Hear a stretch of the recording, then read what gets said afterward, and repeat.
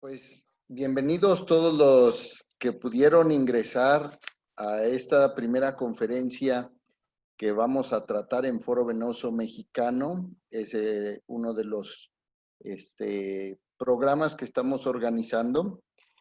El curso se llama Simple, es curso de introducción al manejo del paciente angiológico. Esta ocasión, el tema que vamos a tratar se llama enfermedad venosa o arterial. ¿Cómo diferenciarla? El ponente es nuestro buen amigo, el doctor Valente Guerrero, que también es expresidente de la Sociedad Mexicana de Angiología y es el director del Foro Venoso Mexicano. En esta ocasión, él nos va a presentar este tema y si existen algunas preguntas, los vamos a tratar al final. Doctor, bienvenido, buenas noches. Gracias, Artur. Bienvenidos a todos. Gracias por estar acá. Como lo platicaba el doctor Parra, el objetivo de este curso es el de actualizar, tratar temas de mucho interés en relación a la flebología y los problemas linfáticos.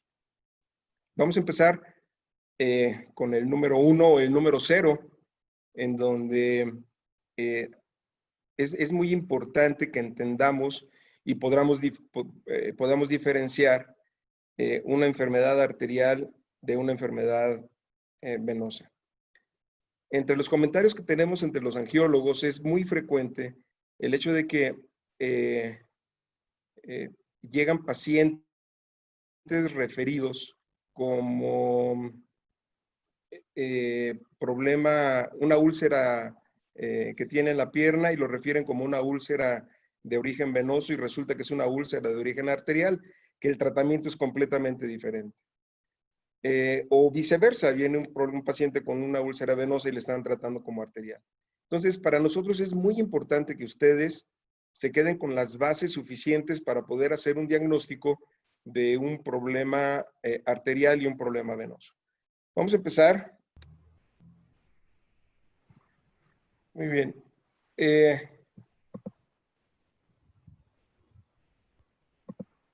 Perdón. Vamos a empezar. Estoy acomodando aquí la pantalla para que no estorbe. Ahora sí. Vamos a empezar con algo tan simple como el recordatorio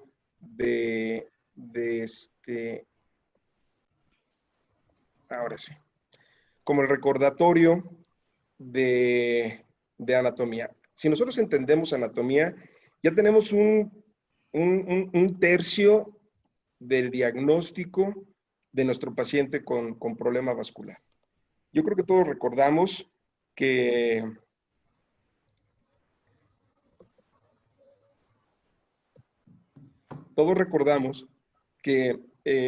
del corazón es la bomba que nos impulsa la sangre para distribuir la sangre a todo el organismo. Vamos a enfocarnos exclusivamente en las piernas, dado que es el punto que nos va a interesar.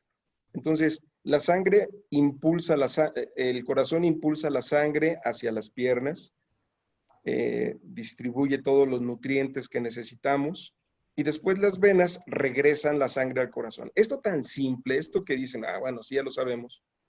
Esto es muy importante para que vayamos entendiendo y encajando junto con la fisiología y podamos entender lo que es la patología vascular.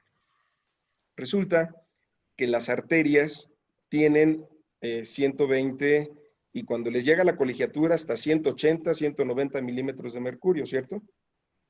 Esa es la presión que soportan las arterias. Mientras que las venas, en una presión muy alta y habitualmente a nivel de cava, a nivel de abdomen, la presión alcanza hasta 90 milímetros de mercurio. ¿Por qué es tan importante esto? Porque vean en corte histológico cómo el grosor de la arteria, el grosor del músculo de la arteria es muchísimo mayor al de la vena. El de la vena poco se alcanza a distinguir. ¿Por qué? Porque la arteria tiene como función, aparte de sostén, tiene como función también regular la velocidad sanguínea en base a la contracción o a la dilatación. Pero en la arteria, aparte de que soporta grandes presiones, su capa muscular sirve precisamente para eso. A diferencia de la vena, que tiene una capa muscular muy, muy pequeña, dado que nada más es de contención, su función es de contención. Entonces, entendiendo esto, vamos con un poquito de fisiología. El corazón es la bomba que impulsa la sangre hasta las piernas, hasta las extremidades inferiores. Gracias a la fuerza, a esos 120, 130 milímetros de mercurio que impulsa el corazón, hace que la sangre llegue sin problemas a las piernas. Y sobre todo si estamos de pie, va a favor de la fuerza de gravedad.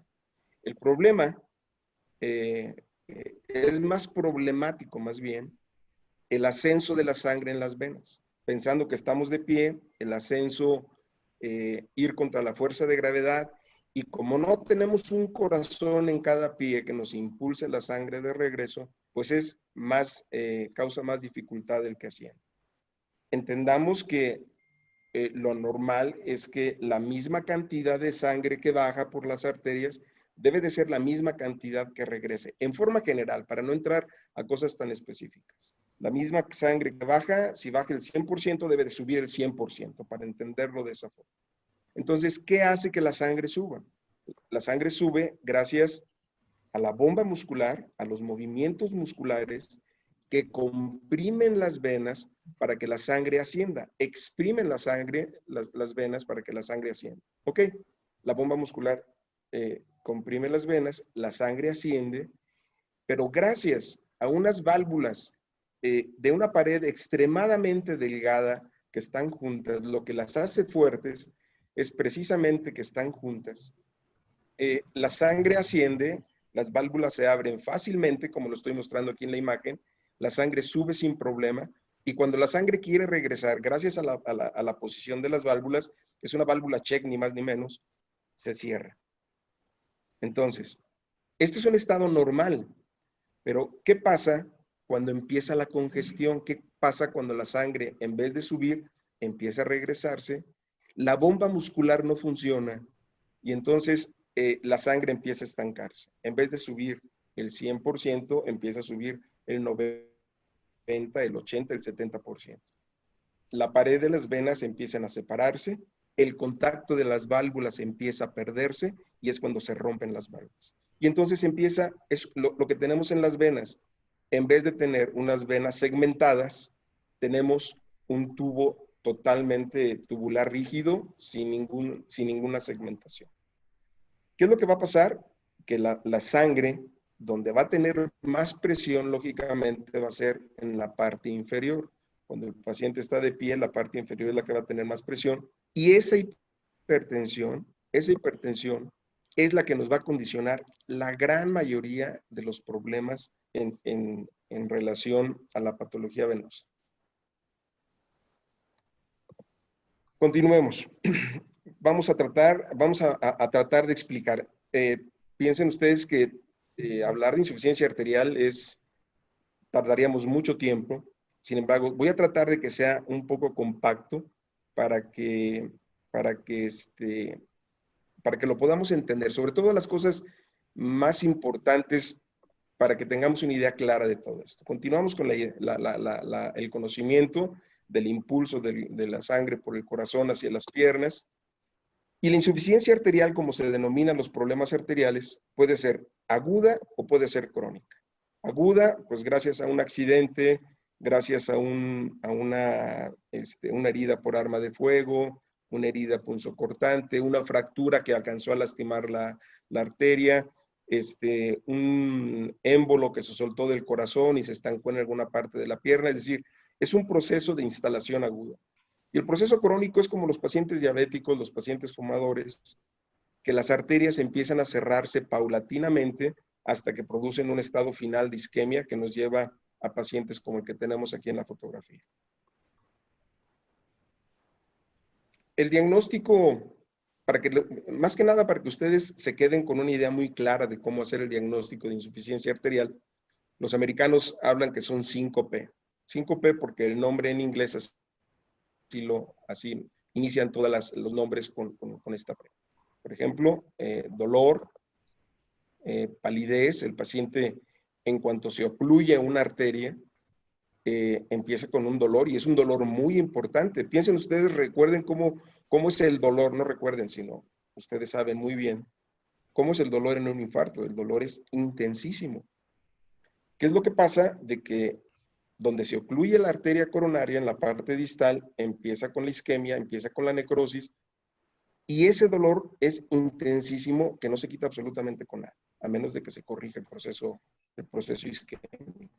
Bueno, en las extremidades no es un dolor tan intenso porque hay redes colaterales que suplen un poco, pero el dolor es tan intenso que los analgésicos potentes solamente les quita el dolor 10, 15, 20 minutos y después continúan con el dolor. Es sumamente intenso. Lógicamente la pierna, de ser rosa, caliente, se convierte en una pierna prácticamente blanca. Ustedes tocan la pierna derecha, que está bien, con buena temperatura, con buena coloración, y tocan la pierna izquierda, está fría, está pálida, la diferencia es muy clara. Otro punto importante es los pulsos. Ustedes pueden tocar la pierna que está bien, tocan los pulsos normales, y la pierna que está ocluida no se le palpan los pulsos. El paciente, aparte del dolor, aparte de la palidez, dice que no siente la pierna, empiezan con parestesia, y si la isquemia llega a un estado en el que lastima el nervio, entonces es imposible que muevan la pierna, llegan a la parálisis de la extremidad. Todo el mundo pensaría de que para hacer un diagnóstico se necesitan aparatos muy caros, y la verdad es que necesitamos solamente 2 dedos. El problema es que necesitamos dedos entrenados. Es importantísimo que ustedes, no porque se pueden palpar el pulso radial, ya pueden palpar todos los pulsos. Yo les sugiero que lo practiquen con frecuencia. Recuerden que tienen que hacer la palpación de pulsos en forma bilateral para que tengan una comparación. No pueden tocar un solo pulso y decir, está débil, está bajo. No. Tienen que tocar los 2 pulsos para entonces poder decir, este está más disminuido que este. Los pulsos sabemos que están a nivel de femoral, a nivel de la región inguinal, atrás de la rodilla, que no es fácil localizarlo, pero con práctica, por eso es que les pido que practiquen mucho esto, que con práctica lo realicen. Y abajo en el pie, estos dos, con las 2 imágenes que tenemos, el tibial anterior en la parte superior y el tibial posterior en la parte inferior. Pero, insisto, no solamente pongan los dedos si quieren sentirlo, tienen que buscarlo, tienen que moverlo, tienen que comprimir, separar, hasta que lo localicen. Quédense con esta imagen de las arterias. En la parte superior, una arteria totalmente normal. Vean cómo se ven las 3 capas, la adventicia, la masa muscular y el endotelio. Y por aquí pasa el 100% de la sangre. Conforme va evolucionando, conforme van creciendo las personas, las placas de ateroma empiezan a ocluir la arteria. Lógicamente, en una arteria con estas características, el pulso se siente, pero extremadamente bien. A la primera lo localiza. Cuando empieza la oclusión de la arteria, empieza a disminuir la intensidad del pulso.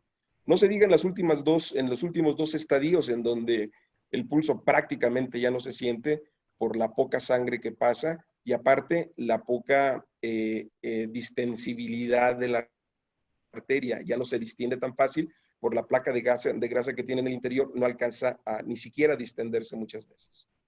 Esto ¿a dónde nos lleva? Como ejemplo, esto es una angiografía. La parte central blanca es el medio de contraste que pasa por la aorta. Esto que ven aquí es una aguja. Este es un estudio que se hacía anteriormente. Esta es una aguja de Dos Santos. Por la parte dorsal se introducía esta aguja de un tamaño muy, muy significativo. Entrábamos sobre la aorta, tronaba al momento de que entraban. Yo tuve la suerte, algunos amigos me dirán viejo por esto, pero tuve la suerte de poder hacer ese tipo de estudios. Y bueno, aquí vemos la aorta está ocluida exactamente abajo de donde están las dos renales. Vean las imágenes de los riñones y de aquí para abajo ya no pasa sangre, ya está ocluida a este nivel. Pregunta, ¿cómo creen que estén los pulsos de este paciente si está ocluido a nivel de renales? ¿Cómo creen que van a estar las piernas? ¿Van a estar calientitas, hinchadas, rojas? Por supuesto. No va a haber pulsos desde femoral hasta los pies, hasta distales. ¿Sí? Las piernas van a estar frías, mucho dolor, por supuesto. ¿Cómo va a estar este paciente? Miren, esta es una imagen, es una angiografía donde se ve esta es la aorta, esta es la ilíaca de la pierna derecha, pero la ilíaca de la pierna izquierda está ocluida. Entonces, la pierna derecha seguramente va a tener unos buenos pulsos a nivel femoral, a nivel popliteo, y las tibiales se van a poder palpar bien, presumiendo que tiene una circulación adecuada. Sin embargo, ¿cómo va a estar esta pierna, la pierna izquierda? ¿Va a tener pulsos desde femoral? ¿Va a tener pulsos en poplitea? ¿Cómo van a estar los pulsos en el pie? Por supuesto que van a estar ausentes, ¿no? En este otro caso, tenemos una oclusión en la rodilla, en la arteria poplitea. ¿Cómo va a tener pulsos femorales este paciente? Si la oclusión está a nivel de poplitea, ¿va a tener pulsos en la femoral? Claro que sí. ¿Va a tener pulsos en la poplitea? Claro que no. ¿Cómo va a estar el pie? ¿Hinchado o frío? Pálido. ¿Sí me entienden? Lo importante nada más es la pura anatomía. Con la anatomía lo entendemos qué es lo que está pasando con este paciente. Entonces, si ustedes tocan una pierna y la tocan de la ingle hacia abajo y de la ingle a la rodilla está caliente y de repente bajan y está totalmente hipotérmica, entonces clínicamente saben que la oclusión está a nivel de la rodilla. O si toda la pierna está fría, clínicamente saben que la oclusión está a nivel de la femoral, a nivel de la ingle. Por favor, quédense con esta imagen, con esta idea de lo que sucede en las arterias a todos niveles, no nada más en las extremidades inferiores. Esto puede suceder en los brazos, puede suceder en las carótidas, puede suceder en el corazón, en cualquier nivel. Ejemplo, vean este paciente como es una angiografía en donde solamente está la imagen de la rodilla hacia abajo. Miren, estas son las rodillas, esta es la parte final de la femoral, esta es la poplitea, y después acá abajo se divide en tres arterias, una tibial anterior, tibial posterior y la peronea. Pero vean ustedes cómo no tiene absolutamente nada. La poca sangre que le llega, incluso aquí hay una oclusión completa. Vean acá alcanza a llegar un poco de sangre, pero se amputa completamente las arterias. Las tres arterias de la pierna están amputadas. ¿Cómo creen que tenga usted esta pierna? Esta es una oclusión que sucede con mucha frecuencia en los pacientes diabéticos. Los vasos tibiales se afectan con mucha frecuencia. Este paciente que ustedes están viendo en la angiografía, se cortó la uña, se la cortó mal, se hizo una pequeña lesión, se infectó y entonces se le puso negro un dedito. Y resulta que va con el médico, le quita un dedito porque dice, pues nada más es un solo dedito el que está afectado. Pero ¿qué pasa? La herida que le deja por quitarle ese dedo no cicatriza porque no hay sangre. Recuerden ustedes que no va a haber ningún líquido, parche, crema, sustancia, árnica, goicochea que produzca cicatrización. La cicatrización se da exclusivamente por el aporte de sangre que llega del interior de la pierna y que produce la reconstrucción. Lo demás tendrá algún valor para que auxilie, que acelere un poco la cicatrización, pero de ahí en más, si no hay sangre, no hay cicatrización. Y por supuesto que estos pacientes terminan en este estado. Vayamos con la enfermedad venosa. Hablando un poquito de fisiología, recordando lo que comentamos anteriormente. Miren, viene la sangre por las arterias, baja, llega a la arteriola, llega al capilar y de ahí pasa a la vénula y asciende la sangre y regresa al corazón. Este es un estado normal en donde está muy bien diferenciado la parte arterial de la parte venosa. Las presiones, la presión del lado arterial es mayor que la presión del lado venoso, por eso es que pasa sin problema hacia el lado venoso. El drenaje linfático está normal porque no hay ningún tipo de hipertensión que impida el drenaje de linfa sobre las venas. Pero ¿qué sucede cuando este flujo venoso normal se convierte en un flujo retrógrado? Es decir, la sangre en vez de subir, se lastiman las válvulas o hay una obstrucción o el paciente no hace ejercicio, no hay un buen bombeo muscular y la sangre empieza a estancarse en las venas, especialmente en las piernas. Bueno, pues sucede esto. Nosotros le llamamos reflujo, sigan los números. Nosotros lo llamamos reflujo. Empieza el reflujo, la vena se dilata, pierden contacto las válvulas, empieza la hipertensión y el espacio venoso empieza a invadir el espacio arterial. Por eso la etapa final de esto es la úlcera. Es una isquemia de la piel condicionada porque el espacio, la presión venosa llega a ser incluso mayor que la presión arterial. Entonces, todo esto, aparte de la presión física de la sangre sobre el espacio arterial, empiezan cambios químicos, empiezan cambios físicos locales que nos lleva a la sobrecarga linfática, a producir el edema, alteración de los leucocitos, etcétera, etcétera, etcétera. Quédense con esta imagen, es muy importante y es muy clara de cómo evoluciona esto.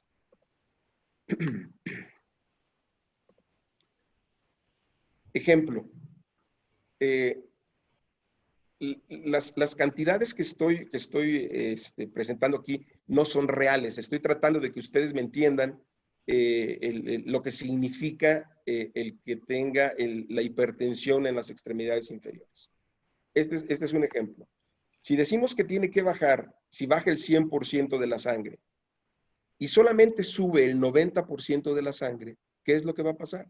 Bueno, pues va a haber lo que quede acá abajo en las piernas, nos va a producir edema. Y el paciente va a estar con un poco de molestia, sobre todo en las tardes, se la pasa sentado, se la pasa caminando,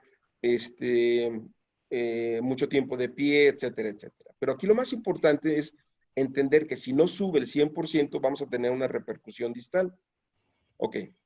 Si nada más sube el 90%, vamos a tener algunas molestias y a lo mejor la aparición de algunas venitas superficiales, etcétera, etcétera. Pero si baja el 100% y nada más regresa, sube el 80%, imagínense la presión que se está creando dentro de las venas profundas y esta presión dentro de las venas profundas se va a repartir al sistema superficial. Y entonces estas venas, las venas superficiales que no tienen presión, que no están acostumbradas a recibir presión, el sistema profundo lo transmite a la superficie y entonces empieza la deformidad de las venas y es donde se forman las varices. Después, si baja el 100% de la sangre por las arterias y sube el 70%, por supuesto que ya vamos a empezar a tener cambios en la piel, la isquemia en la piel por la hipertensión que se produce. Pero si solamente sube el 60%, entonces ya vamos a tener una úlcera, un paciente crónico, un paciente con muchas lesiones en la piel, todo condicionado por la hipertensión venosa. Entonces, esta imagen de este corte histológico, vean ustedes cómo la arteria sigue conservando su grosor, mientras que la vena ni siquiera se alcanza a ver, sí se alcanza a ver en algunas partes la masa muscular. Pero esto es un corte histológico, aquí no tiene sangre. Imagínense si este paciente se pone de pie, el tamaño que toma la vena. ¿Sí? Entonces, va a ser una vena demasiado grande, con mucha presión, que va a condicionarlos y nos va a condicionar esta evolución, ¿no? Un paciente que empieza con edema, obviamente los pacientes empiezan a acostumbrarse a este edema. Empiezan a decir, sí, es que yo me compro los zapatos en la tarde porque si me los compro en la mañana, en la tarde me quedan apretados. O vean ustedes cómo les sobresale la parte del dorso del pie al zapato y los pacientes empiezan a acostumbrarse a esto. Después empiezan la aparición de venas de diferente tamaño, empiezan los cambios de coloración en la pierna, a veces son mucho más intensos. Este paciente, por ejemplo, habla de una cronicidad importante. Después las varices empiezan a desarrollarse y a crecer más como es un proceso crónico, repito, se acostumbran. Y entonces dicen, estos pacientes llegan y les dicen, ¿tiene molestias en las piernas? No. A ver, señora, en las tardes, ¿siente las piernas pesadas y cansadas? Dice, ah, sí. ¿Y tiene calambres en la noche? Sí, también me dan calambres en la noche. ¿Y comezón, hormigueo? Sí, fíjese que sí. Entonces, al final, este paciente que te dice inicialmente que no, porque está acostumbrado a tener estas molestias, al final del interrogatorio te dice que sí tiene problemas. La evolución de la hipertensión venosa nos lleva a estos grados y terminamos por la isquemia de la piel, con úlceras pequeñas, úlceras medianas y úlceras de gran tamaño.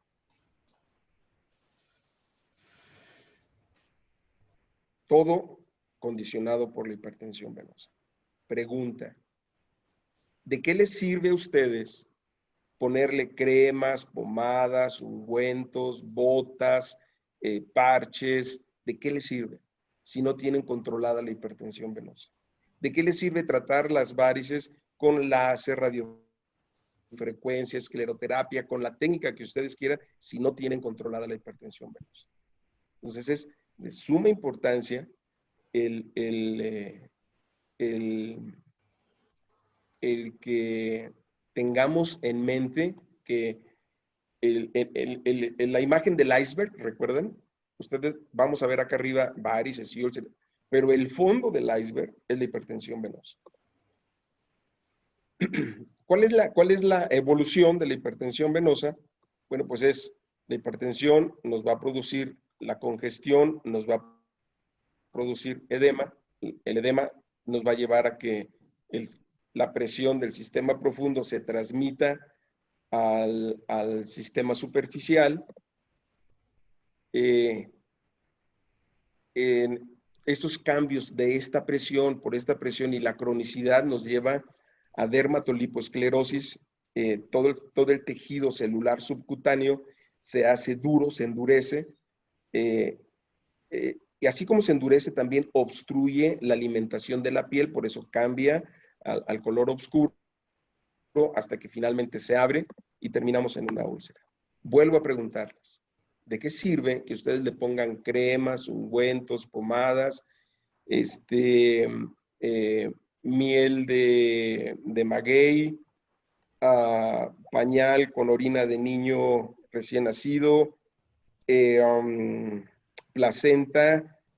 No saben la cantidad de pacientes que han llegado embarrados de miles de cosas en la úlcera. ¿De qué me sirve poner todo esto si no tengo controlado el origen del problema, que es la hipertensión venosa?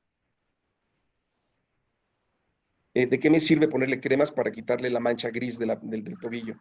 ¿De qué me sirve tratarle las varices si no tengo controlada la hipertensión?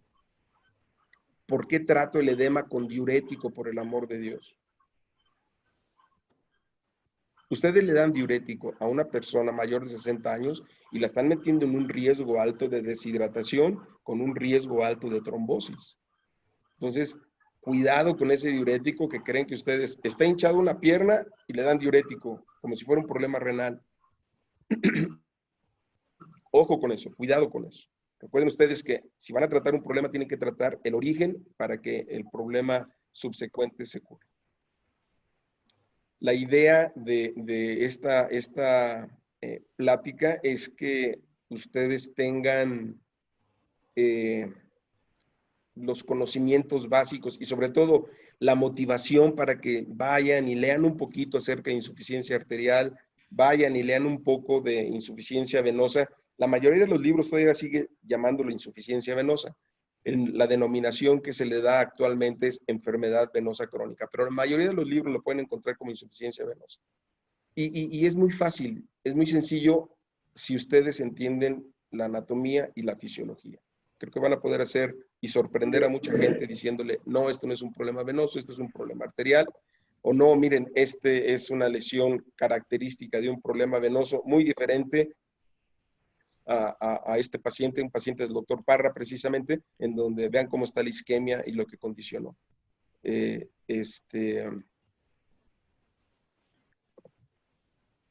Ahora con esto del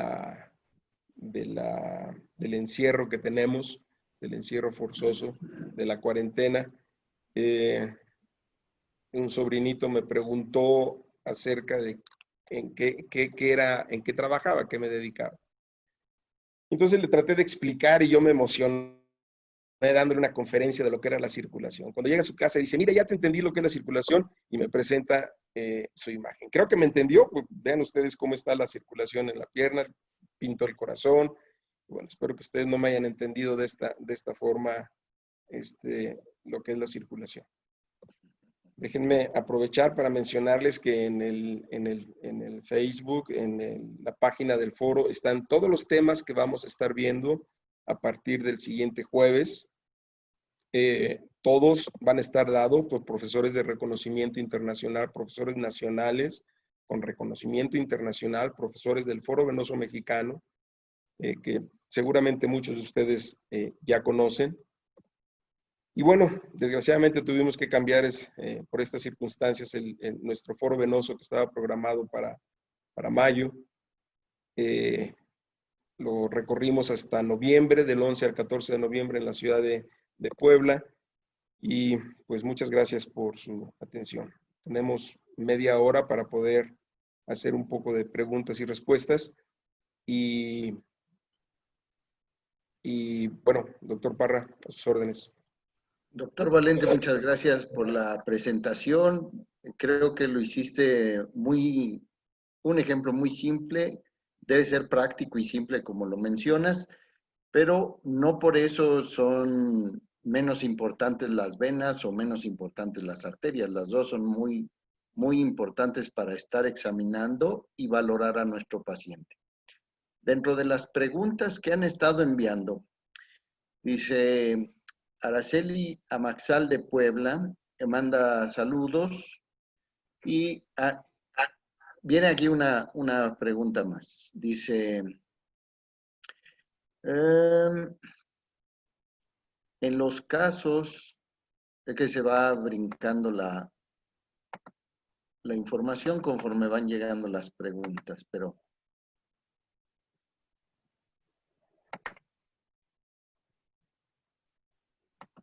dice,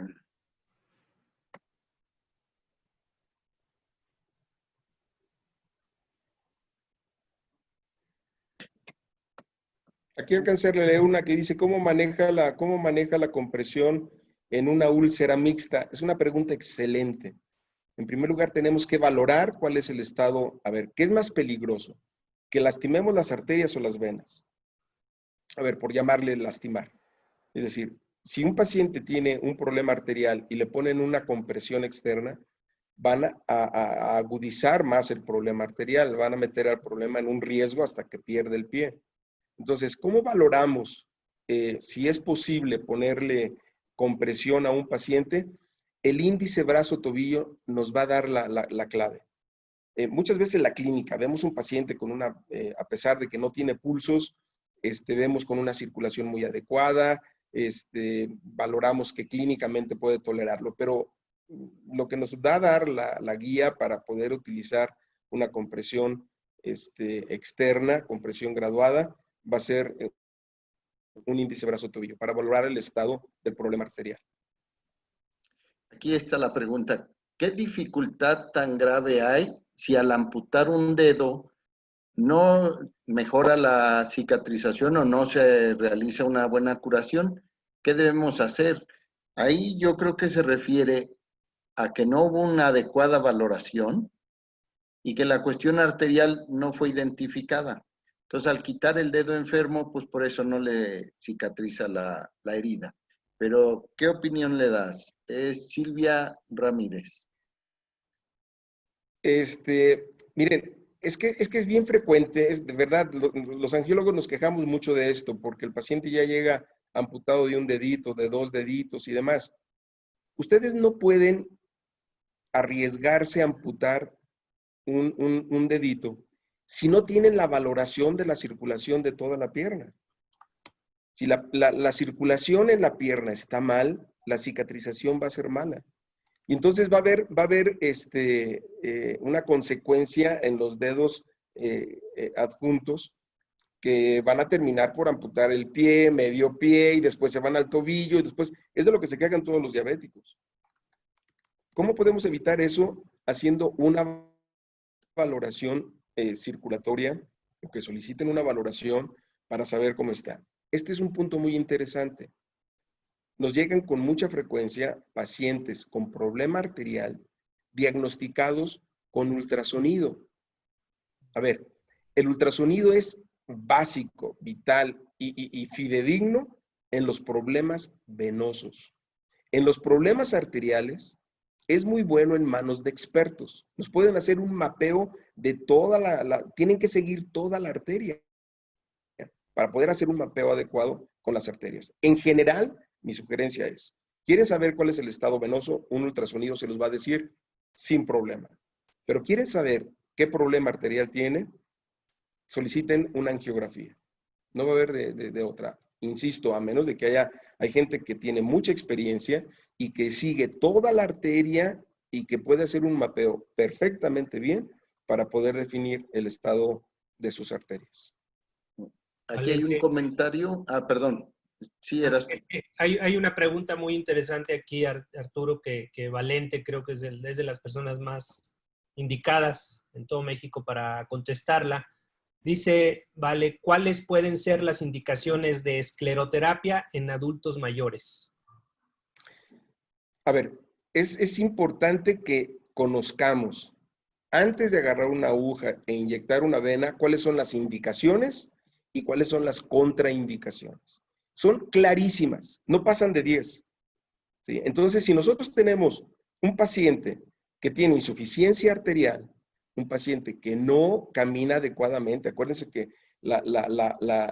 el enemigo más importante de los pacientes con enfermedad venosa crónica es la hipertensión, es la inmovilidad, la falla de la bomba muscular, etcétera, etcétera. Entonces, si este paciente mayor de 60, 70 años, oye, ya es preocupante que dicen esos adultos mayores de 60 años y ya casi llegamos. No, todavía nos faltan mucho. 2 días. Si este paciente de edad camina, hace ejercicio, no tiene problema arterial y demás, fácilmente pueden administrar el tratamiento con esclerosis. Pero si este paciente está inmóvil, sedentario, obeso, su bomba muscular es deficiente, a esos pacientes ni le haga nada por el riesgo, aparte de que no va a surtir efecto el tratamiento, y número 2, el riesgo de que la inflamación, la pequeña inflamación producida por la escleroterapia, corra hacia sistema profundo por alguna perforante y produzca una trombosis venosa profunda, es alta. Sí. Aquí hay otra pregunta muy relacionada. Dice, ¿el manejo de la hipertensión cuál sería en estos pacientes? Pues el deambular, quitar los factores de riesgo y lo que mencionaste, ¿no? Que el paciente haga movilidad de dorsiflexión y contracción de la bomba muscular. Exactamente, miren, el tratamiento en general de la enfermedad venosa crónica son 3 cosas. 1, medicamentos venoactivos. 2, compresión elástica cuando está indicado. Y 3, que es el 80% del tratamiento, medidas de higiene venosa. Es decir, ejercicio, activación de la bomba muscular, posición, ¿sí? Evitar la hipertensión venosa. A un paciente con hipertensión venosa de 40 años, pues tú lo mandas a hacer ejercicio y la bomba muscular te va a funcionar perfectamente bien. Pero un paciente de 80 años que está la mayor parte del día sentado sin movilizarse, ¿qué tienes que hacer? Pues estimular la bomba. Si no, puedes ponerle calcetín de compresión porque no se mueve, la va a molestar y te va a mandar muy lejos con el calcetín. Bueno, entonces, hazlo caminar, no con los pasitos pequeñitos que dan, porque ahí nada más están utilizando hueso. Tienen que dar pasos más largos para que puedan utilizar la bomba y hacer funcionar la bomba muscular. Levantar sus piernas 15 minutos cada 3, 4 horas. ¿Sí? Movimientos en el aire en sus piernas, acostados, y evitar estar sentado en lo más posible. ¿Sí? Medicamentos ayudan, por supuesto. Y si es un paciente sedentario, con varices, congestión y demás, pues hay que protegerlo, hay que darle algún antiagregante plaquetario e incluso dar algún anticoagulante en determinado momento. Esa pregunta igual es muy interesante, es de Karen Reyes de Ecuador. ¿Cómo manejas la terapia compresiva cuando se trata de una úlcera mixta, donde están los dos componentes, arterial y venoso? Sí, fue lo que les platicaba hace un momento, ¿no? De que cómo la manejamos. Tenemos que inclinarnos hacia el lado preferencial de la úlcera, ¿sí? Ni más ni menos, el día de ayer me llegó un paciente con una úlcera diabética, sin pulsos, pero con varices. A ver, piensen, la sangre le está llegando todavía bien como para producir varices, para producir congestión. Entonces resulta que la úlcera que tenía no era diabética, no era isquémica, sino era una úlcera condicionada por la hipertensión venosa. En cuanto empieza a mejorar la circulación venosa, seguramente la úlcera va a cerrar, ¿sí? Pero, insisto, dentro de la balanza en una úlcera mixta, tienen que enfocarse en el tratamiento de lo que está predominante. Si la úlcera puede ser de origen arterial, traten el problema arterial, pero si la úlcera está predominando la hipertensión venosa, podemos tratar la hipertensión venosa con cuidado. Muy bien. Erasto, no sé si tengas algún otro comentario, alguna pregunta por ahí. Sí, claro que sí.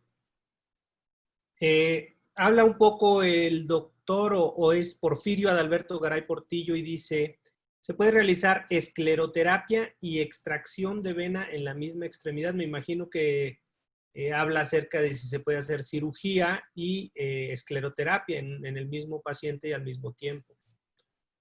¿Vale? Híjole, bueno, es que dependiendo del paciente. A ver, si tenemos un paciente con varices tronculares y con muchas telangiectasias, bueno, primero hacemos la cirugía para deshacernos de la safena, para deshacernos de la vena troncular, y si quedan algunas venitas por ahí, entonces se puede hacer escleroterapia. En el mismo momento, yo aconsejo que no. Primero yo hago la comparativa para tratar las varices de un árbol. Yo quiero tratar un árbol. Si yo trato el árbol quitándole ramitas, por supuesto que van a volver a salir. Tengo que enfocarme en la base, en la raíz. Tengo que secar la raíz para que se seque el árbol. Si empiezo a inyectar las ramitas y las hojas, por supuesto que nunca voy a terminar. Tengo que buscar el origen, tengo que buscar la raíz para entonces poder secar la raíz para que se seque el árbol. Entonces, si yo me deshago de la safena que me está provocando muchas varices en la periferia, en el momento que quito la periferia, quito la nutrición de estas venas y van a desaparecer muchas. Si quedan algunas pequeñas de orden estético, bueno, pues ya se esclerosarán y demás. Sí, mira, hay otro comentario aquí, dice, en un paciente con insuficiencia renal y con tratamiento de hemodiálisis, ¿se puede dar insuficiencia en el sitio donde se insertó el catéter para hemodiálisis? La pregunta es de la doctora Verónica Pérez. Discúlpame, no lo entendí. Si tienes un paciente con insuficiencia renal y está en tratamiento con hemodiálisis, puede haber insuficiencia seguramente de la vena en el sitio donde se insertó el catéter de la hemodiálisis. Sí, ahí no hay que hacerle nada, ¿no? Ahí muchas veces son flujos de auxilio de la zona. Entonces, no, definitivamente no hay que hacerle nada en esa área, en esa zona. Hay una pregunta interesante ahí que creo que viene muy a colación acerca de esta plática y las personas que nos están acompañando. Dice, ¿cómo se toma correctamente el índice brazo-tobillo? ¿Les interesa? El punto de partida para poder colocar o evitar es punto 7, punto 6, hasta punto 6 ya no está indicado muchas veces. Insisto, son cifras que nos dicen qué es lo que nos guían cómo está. Hay muchos pacientes que tienen punto 7, punto 6, punto 5 y el paciente ni siquiera claudicación tiene. Entonces, pero sí el margen que tenemos es ese. En condiciones fisiológicas normales, ¿en qué porcentaje contribuye la bomba venosa muscular al retorno venoso de las extremidades inferiores? Vámonos. Pues prácticamente es el 70-80%, ¿eh? Así es. Es la más importante. La segunda bomba del cuerpo es la masa muscular, la bomba muscular de las piernas. Igual, en cuanto al tratamiento médico de la insuficiencia venosa crónica, ¿cuál sería el más conveniente en términos de fármacos? ¿Recomiendas algún fármaco en especial? ¿Todos funcionan igual? ¿O cómo decides escoger un fármaco en relación a otro? Miren, esa es una pregunta bien interesante. Qué bueno que no estamos patrocinados por ningún laboratorio porque puedo decirlo abiertamente. Dentro del tratamiento de lo que les mencionaba, de la compresión, los ejercicios o las medidas de higiene venosa y el medicamento, la base del tratamiento de la hipertensión venosa son las medidas de higiene venosa. Enseguida es la compresión elástica y terminamos con los medicamentos venoactivos. Ahora, los medicamentos, hace 15, 20 años tal vez, los medicamentos se daban como placebo. O sea, tú no podías mandar al paciente a su casa sin darle medicamento. Pero bueno, empezaron a hacer investigaciones y se empezaron a dar cuenta de que existen medicamentos que actúan a nivel del músculo de la vena para hacerla más resistente, para que no se dilate.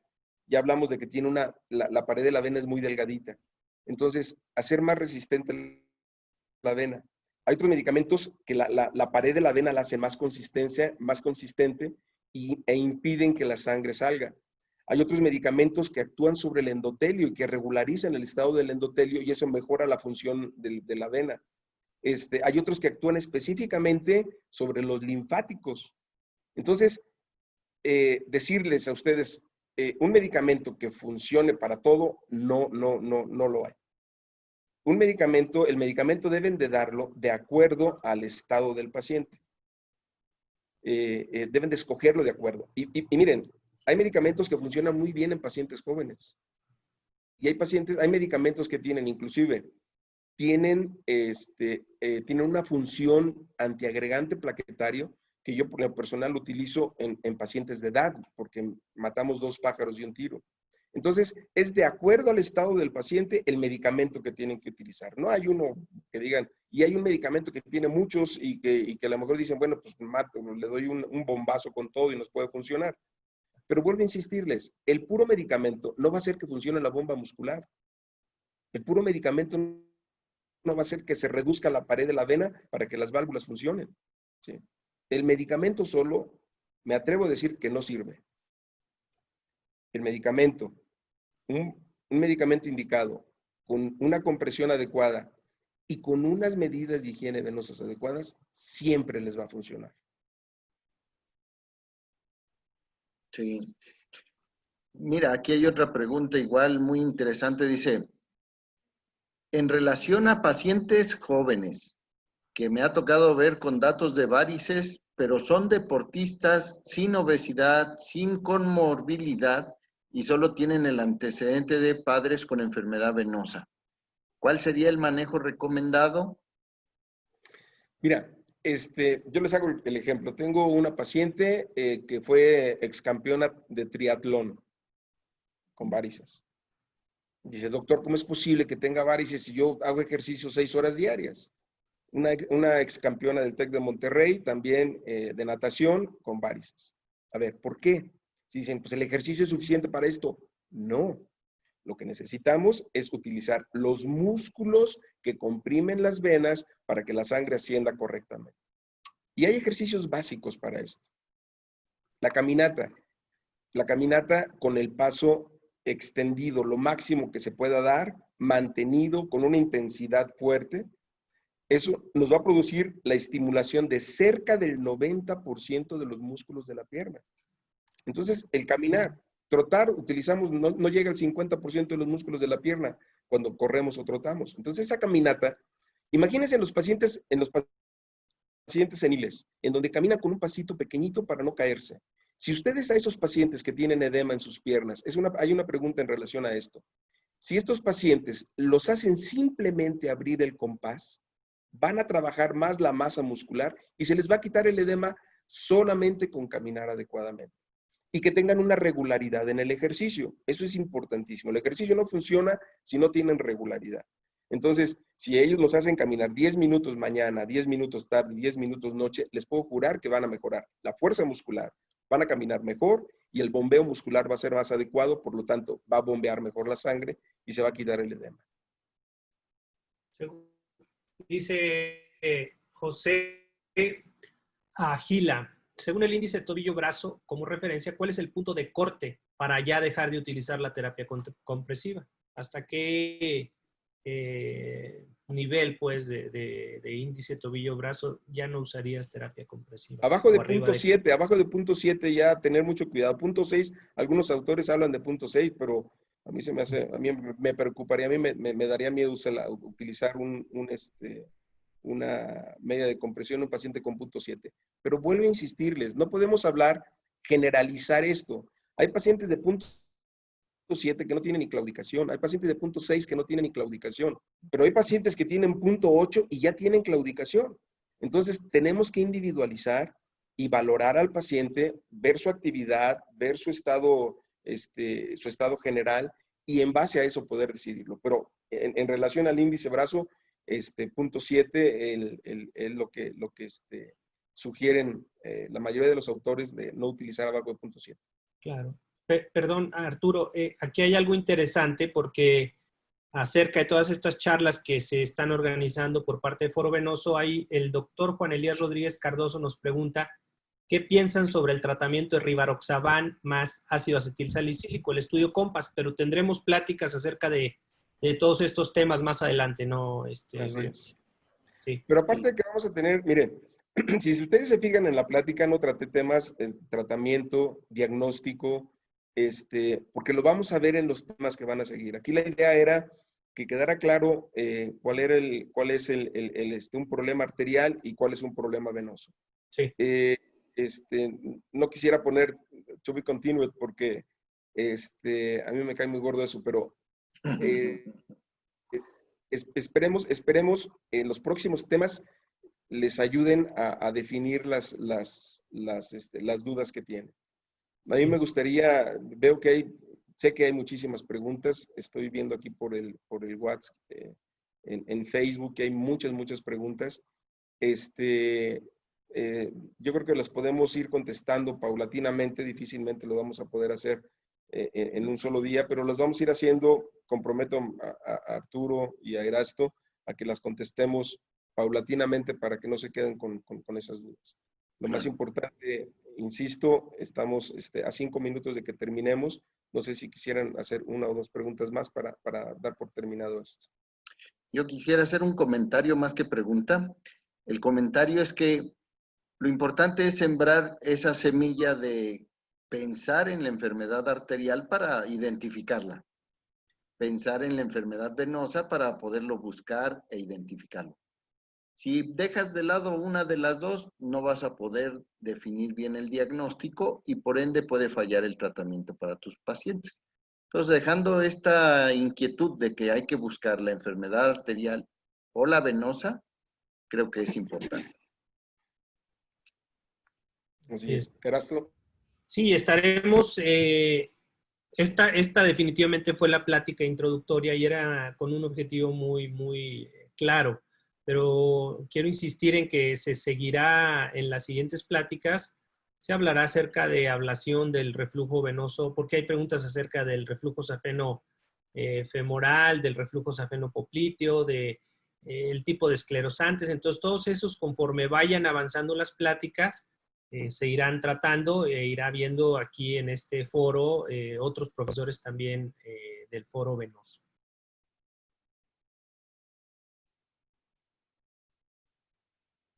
Muy bien. Pues, Valente, muchas gracias por tu participación, gracias por la presentación, creo que fue muy didáctica y pues agradecemos también a todos los asistentes que nos acompañaron en este primer tema y los esperamos en las siguientes conferencias que vamos a estar presentando con el calendario ya establecido. Pues muchas gracias. Arturo, yo veo y yo quiero saludar, veo en el chat a muchos amigos de Chile, de Argentina, de Colombia, Honduras, Nos da mucho gusto alcanzar a llegar allá con ustedes.